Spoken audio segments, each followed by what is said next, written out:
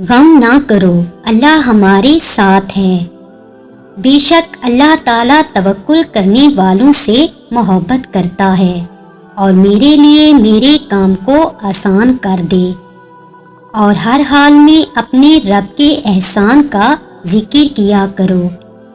بس تم اللہ کے سامنے سجدے کرو اور اسی کی عبادت کرو۔ خدا کسی شخص کو اس کی طاقت سے زیادہ تکلیف نہیں دیتا۔ یقین رکھو کہ نیک لوگ یقیناً بڑی نعمتوں میں ہوں گے۔ اے ہمارے رب، اور ہم پر وہ بوجھ نہ ڈال جس کی ہمیں طاقت نہ ہو۔ درگزر کرو، نیکی کا حکم دو اور جہلوں سے نہ الجھو۔ اے میرے پروردگار، ان پر ویسا ہی رحم کر جیسا انہوں نے میرے بچپن میں میری پرورش کی ہے۔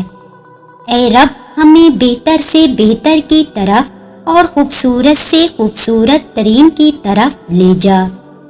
اور اللہ کا ذکر تمام نیکیوں سے بڑا ہے۔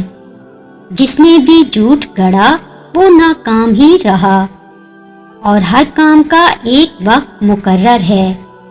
بس آپ صبر کریں، اللہ کا وعدہ سچا ہے۔ یہ لوگ جو باتیں بناتے ہیں ان پر صبر کرو، اور صبر اور نماز کے ذریعے سے اللہ سے مدد مانگو۔ بے شک یقیناً ہم نے انسان کو سب سے اچھی صورت میں پیدا کیا۔ اس کی شان یہ ہے کہ جب وہ کسی چیز کا ارادہ کرتا ہے تو اس سے فرما دیتا ہے کہ ہو جا، تو وہ ہو جاتی ہے۔ اور اللہ ہی سب سے بہتر رزق دینے والا ہے، اور یہ دنیا کی زندگی دھوکے کا سامان ہے، اس کے سوا کچھ نہیں۔ جب کسی کام کا ارادہ کر لو تو پھر اللہ پر بھروسہ کرو۔ یقین جانو کہ اللہ زیادتی کرنے والوں کو پسند نہیں کرتا۔